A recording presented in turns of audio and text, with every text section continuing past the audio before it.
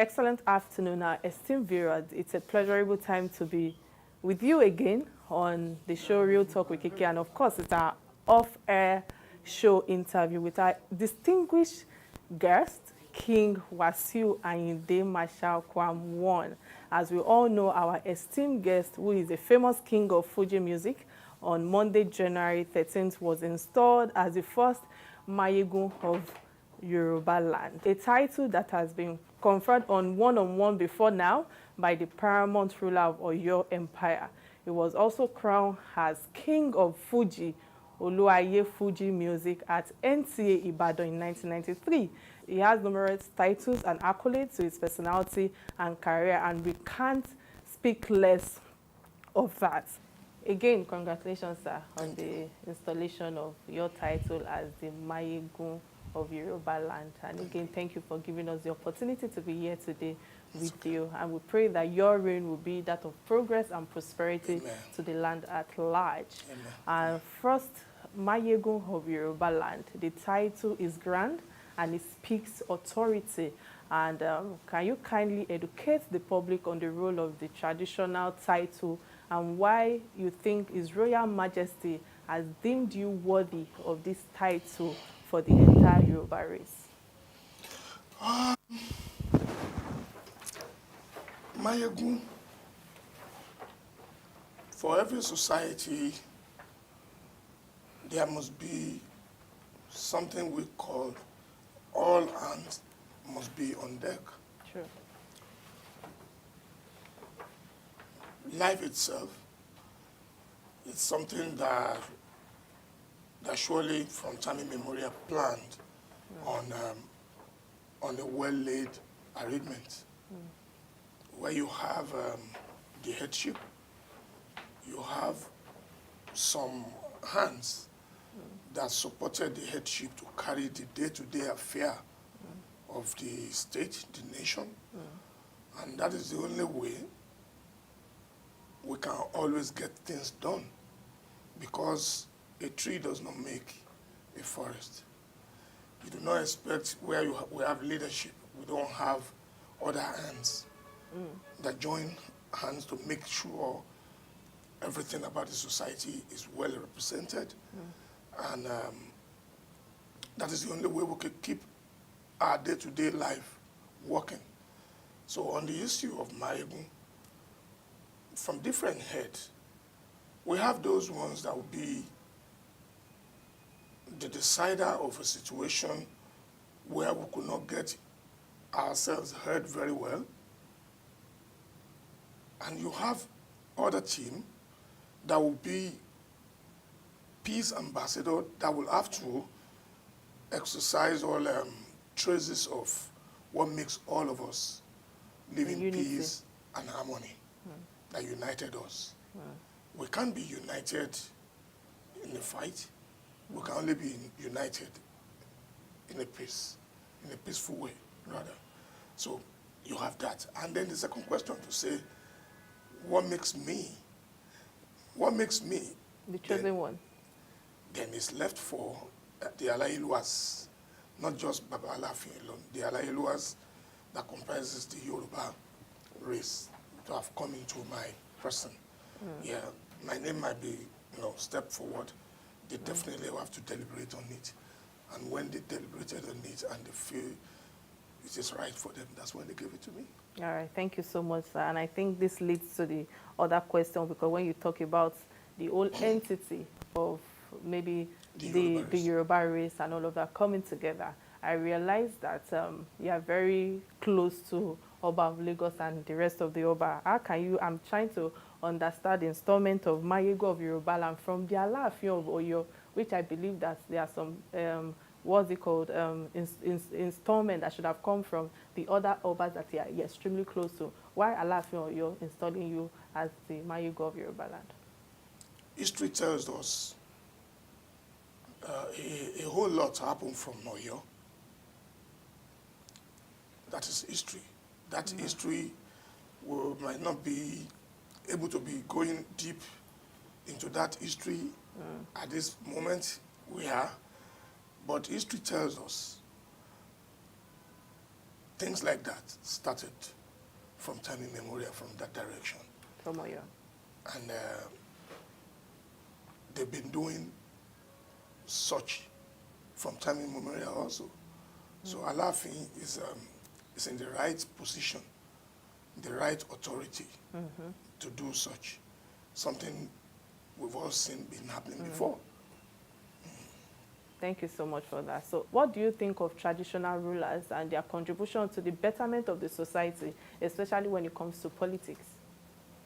Number one, aside the fact that we have a central government, the headship, that brings all other people together, which Yoruba is not just the only race that comprises Nigeria. The entity Nigeria is, has a lot of others that's, that were under that umbrella of Nigeria as a nation. Then I tell you, from time immemorial, direction had always been coming from the traditional ruler, who are the direct head of their people. They are the direct head of their people. They administer the state of affairs on behalf of their people. They get to their people faster, better Than the politicians. than the central government that is, being occupied by either politician or whatever any form they come to be. And that still gives them the power till date. That's how much importance is attached to every Oba that you see. No matter how smaller the clan, they must surely have a head. A head in person of Bale or Oba, and so on and so forth. So they were the right people. All right, thank you. You are a legend in your field, like we all know, in the field of music, and you have also given the honors at St. John University in California, USA. Is there any legacy or foundation that you've partaked in when it comes to the art of music, or what legacy do you want to put on ground when you retire? We're having two things here. Yes.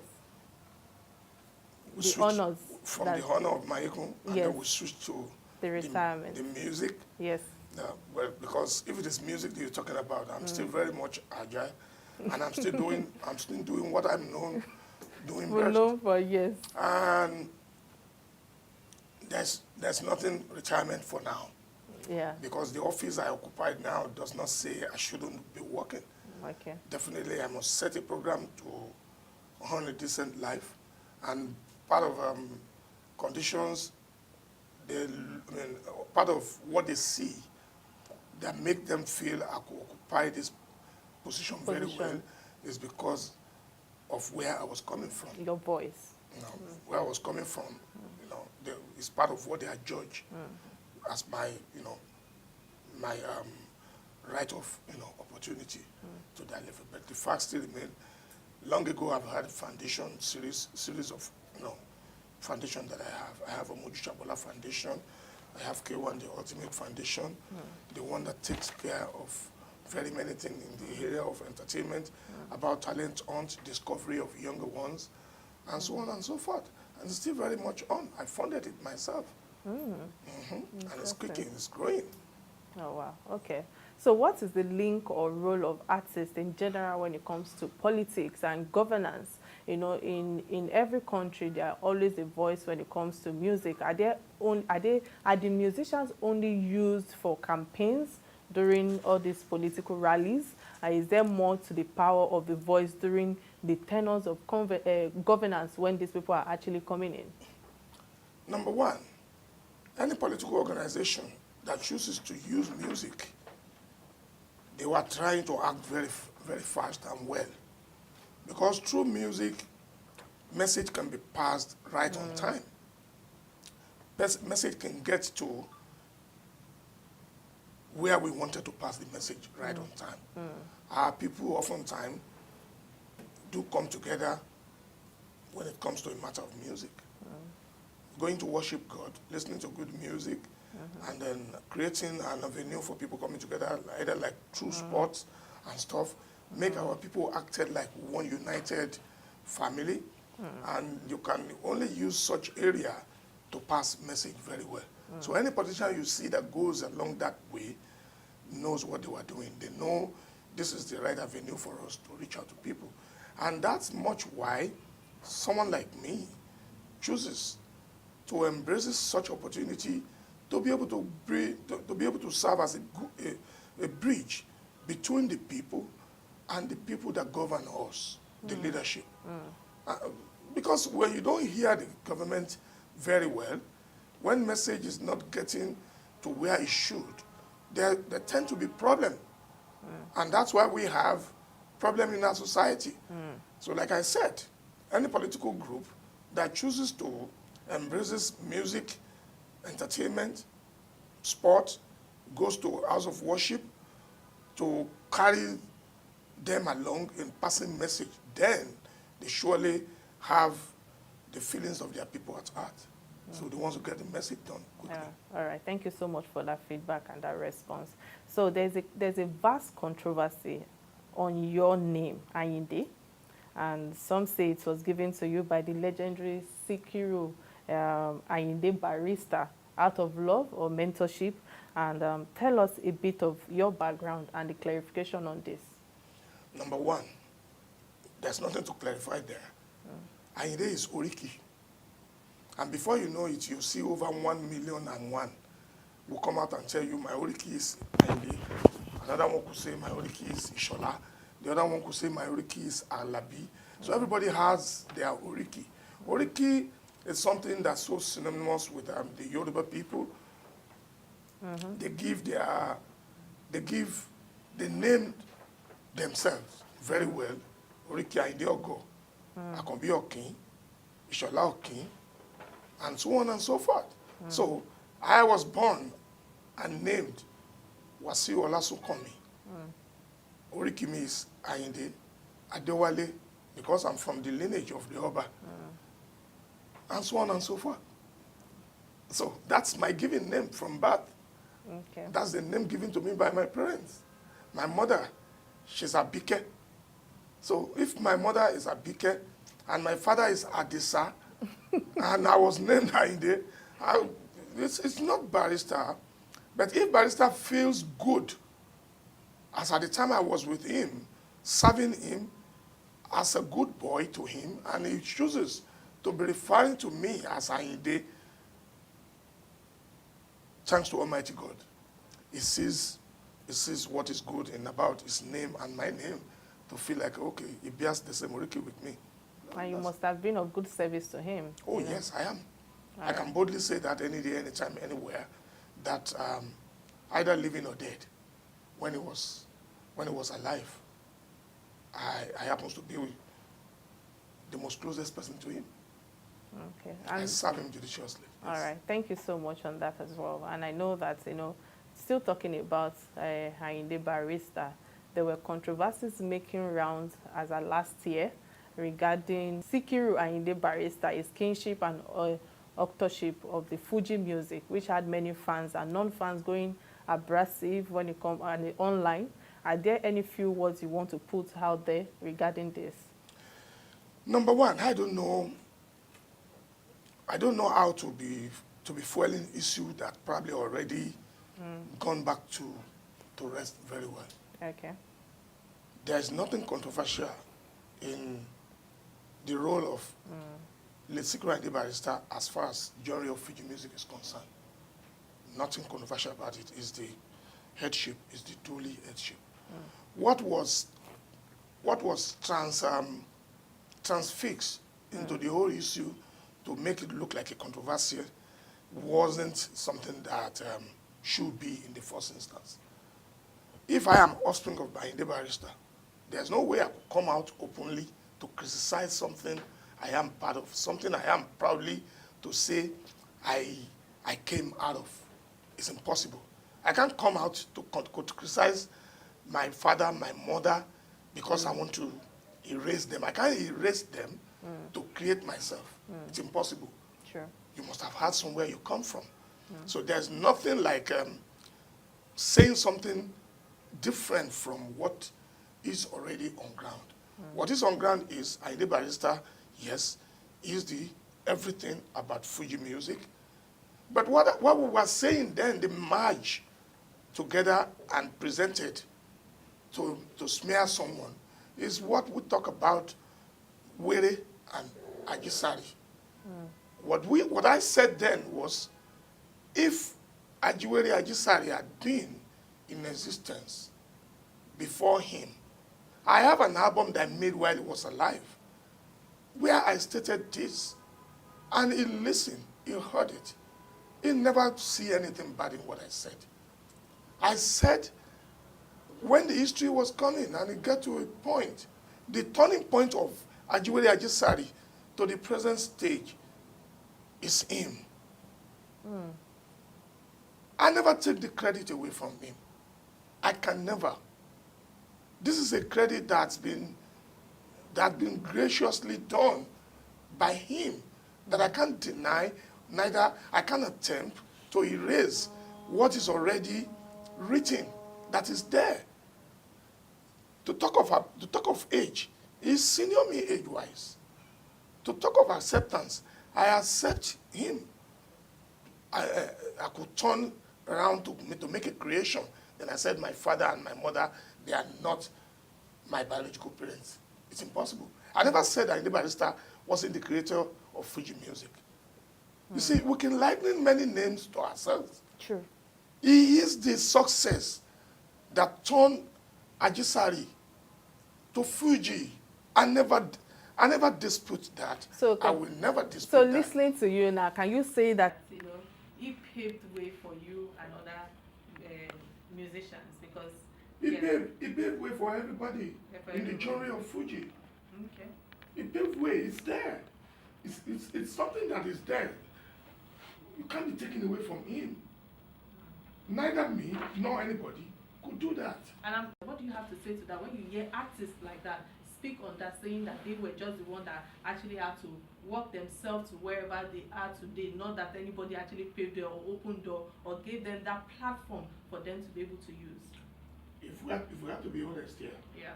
my case is different from the one you are citing as an example now. Yes. I probably wouldn't want to dive into that. Okay. You understand? I don't want to be misquoted. You can't discharge on something that you probably do not know the way of presentation of it. I don't want to talk about it. Yeah. But the one of my own case is here that I've once in my life lived with Barrister. I've once in my life served Barrister. I served tutelage under him, lived under him, did everything under him. Probably say I'm the most closer person to him when he was alive. So that one is different in my case. There's no way I will come up today and say nobody ever paved way for me. For you. Even by allowing me to be closer to him in the first place, it's paving way for me. You can't take something. There's something you can't really take off your life because you want to present yourself like nobody dropped from the sky. We came through this world through one avenue. So that is in my own case. All right. Thank you so much for that.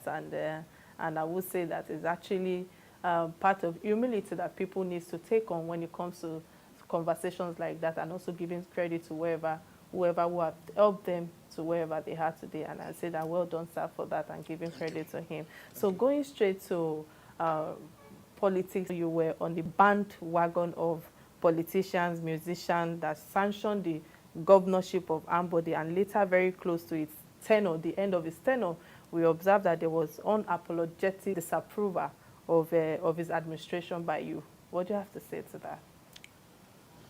Number one, this is also an issue that is far gone. I don't want to bring back. I wouldn't like. It's not my style to always want to bring back certain issue that is gone. But to set records straight, people should not. I've said this once on the national television. Sometimes when I was asked the same question.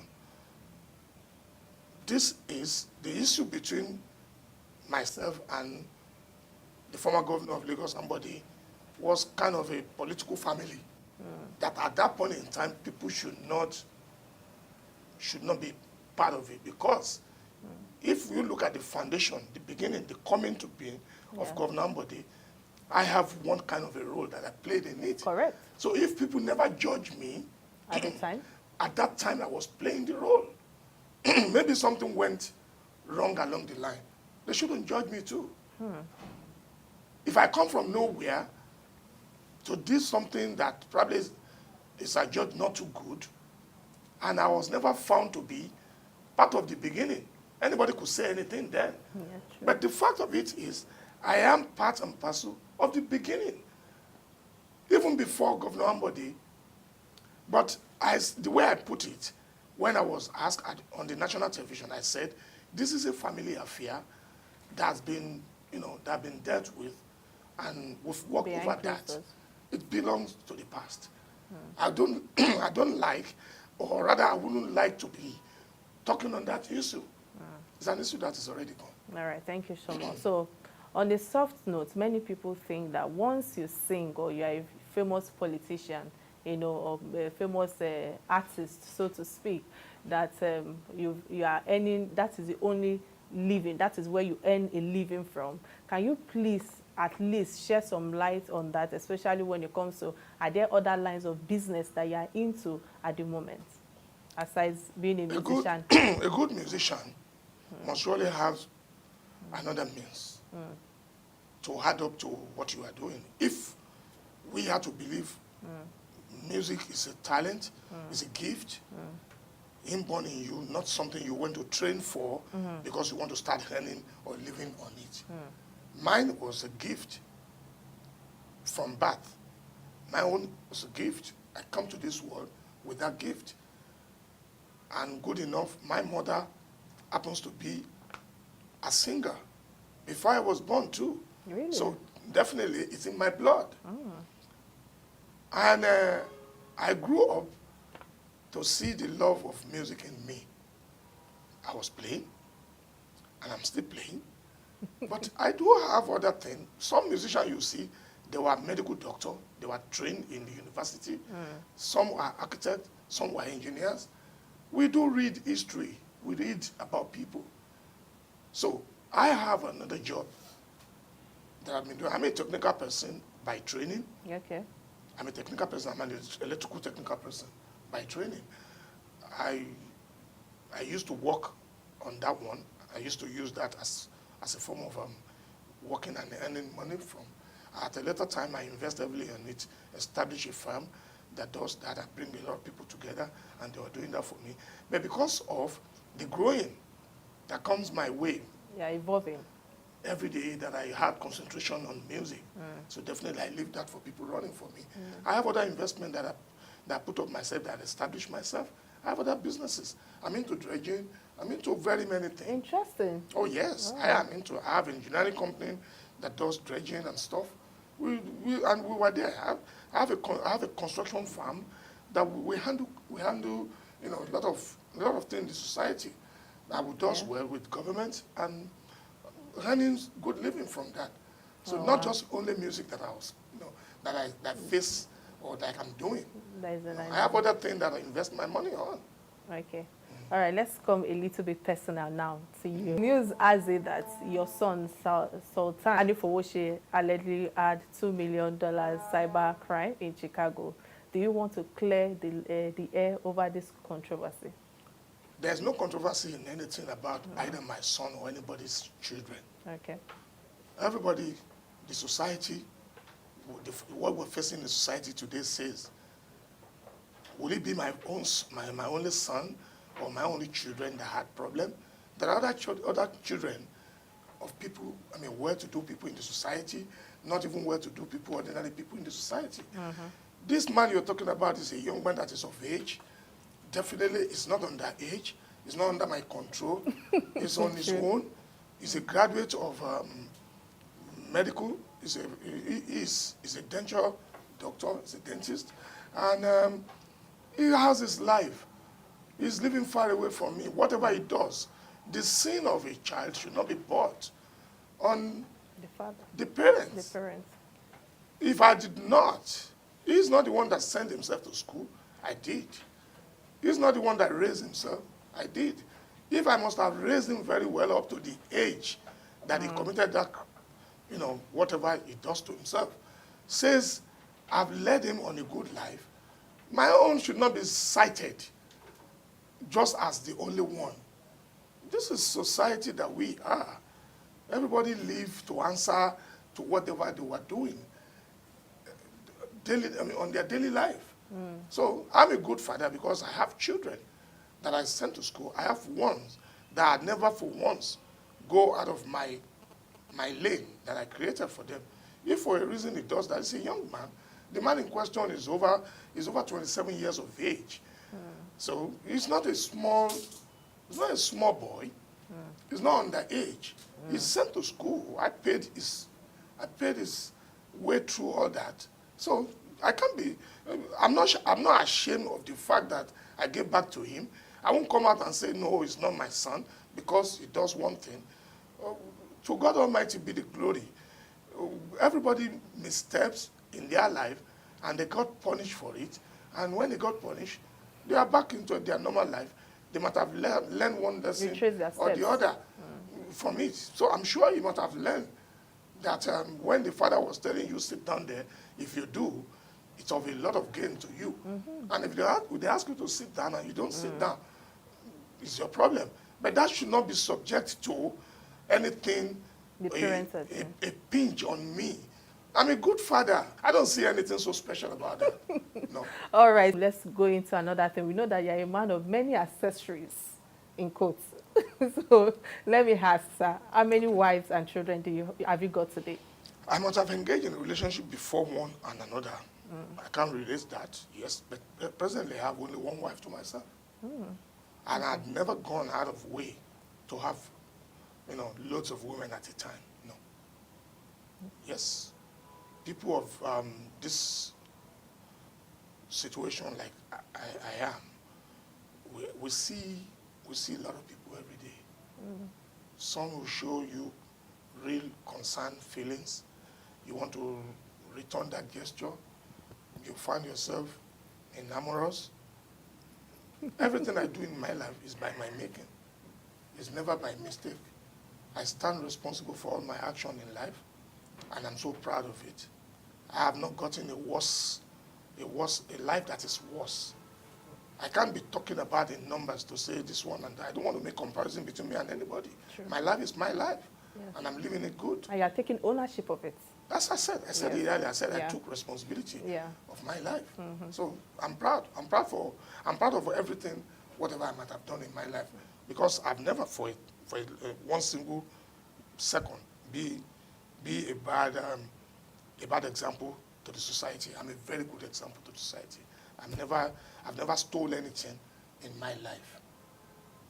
I've never gone out of way. I've never been convicted of anything in my life. I've never done anything that is illegal. That is wrong. Yeah. As a person, I've always been on the right path, showcasing. And when people now focus because of the image on your side to think they could mess around with you, that's when you look like and said, my friend, mind yours, leave mine. Talk less about mine. Talk much about yours. Leave mine and talk about yours. All right. Thank you so much for giving us that bit and that light, shedding more light on that. And I think that I like the fact that you took ownership of everything. You have no regret whatsoever. And it's a thing that I think that people have to pick on, because in life, everybody has a path to live, or there are some things that life will throw at you at times, but you learn from it, you pick from it, and you move on. And that alone, I'm going to give you credit for. Thank you so much for being extremely transparent on that. So a few years ago, you left Lagos to relocate to your hometown in Ijebu. Any reason for a Fuji artist of your own renowned caliber or leaving the upland side of the city like Lagos to go and settle in that town? Number one, this is where my parents comes from. I am lucky to come from that noble family. And at a point, I was going around everywhere, globally, to raise a good living. And the joy of it is, at the end of the day, I found a befitting a board for myself in my community where my parents gave back to me. So nothing wrong in going back home to fully rested among my people, my family. Nothing wrong. But another thing is Ambode to Lagos is not far. At a point, I found Lagos so crowded. Overpopulated. So crowded that I wanted to have a very quiet, local life to myself that doesn't endanger life too much. There are a lot of, because at a point I had a situation that was translated to be of pollution. At a point, I had a surgery, and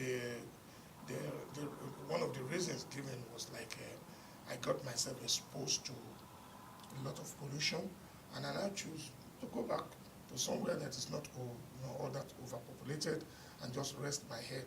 That's another reason of going back there, and also that I have some other businesses around there. I have a farm.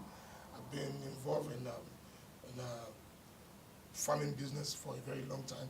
That afforded me also to be closer to those other things that I'm doing out of other businesses. Right? So those are the things that contributed to my going back to Ijebu. My parents are noble from Ijebu. I'm from the royal family, and and I think it is right for me to just find myself back in the midst of my people. Thank you so much for this interview. It has been an expose with the very first Mayegun of Yorubaland and the Fuji legend of music.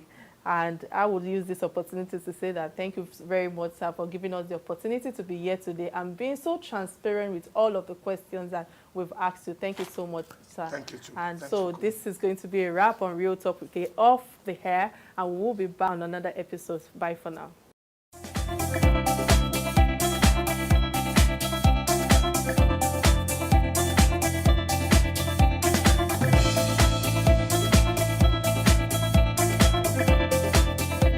He was sent to good school.